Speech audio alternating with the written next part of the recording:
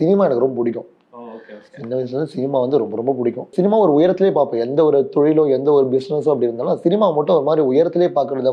அந்த ஸ்டேஜ்லேருந்தே வளர்ந்ததால சரி சினிமாவில் நம்ம ஏதாவது ஒன்று பண்ணணும் அப்படின்ற ஆசையில் நம்மளால வந்து அப்போ ப்ரொடியூஸ் தான் பண்ண முடிஞ்சது. அதான் நான் சினிமா பிடிக்கும்னு சொன்னேன் பார்த்தீங்களா ஒரு விஷயம். 2015 வந்து நடிக்கணும்னு ஆசையில் வந்து ஆடிஷன்லாம் அட்டன் பண்ணேன். பைரவான்ற படத்தில் விஜய் சாரோட படம் பைரவா இருந்தது பார்த்தீங்களா, அந்த படத்தில் வந்து கீர்த்தி சுரேஷ் மேடம் வந்து காலேஜ் ஸ்டூடெண்டாக இருப்பாங்க பார்த்தீங்களா, அதில் வந்து அவங்க கூட ஒன் ஆஃப் த ஸ்டூடெண்ட்டாக வந்து நான் செலக்டே ஆகணும். ஆமாம், செலக்ட் ஆகினேன். அப்போது 45 days ஹைதராபாத்தில் ஷூட்டிங் சொன்னாங்க. ஹைதராபாத் ஆமாம் கரெக்ட்.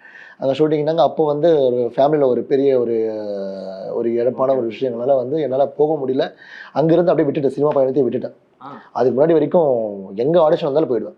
சினிமாவில் எனக்கு நடிக்கணும்னு ஆசை இருந்தது தான். ஆனால் இப்போது நம்ம ஒரு ப்ரொடியூசர் ஆகிட்டோம்.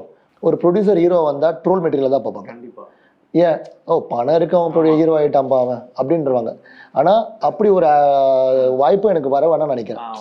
பட் இப்போ வரைக்கும் எனக்கு தெரில நான் பண்ணுவேனா பண்ண மாட்டேன்னா பார்க்கலாம். ஃபியூச்சரில் என்ன நடக்கும்னு தெரியாதுல்ல.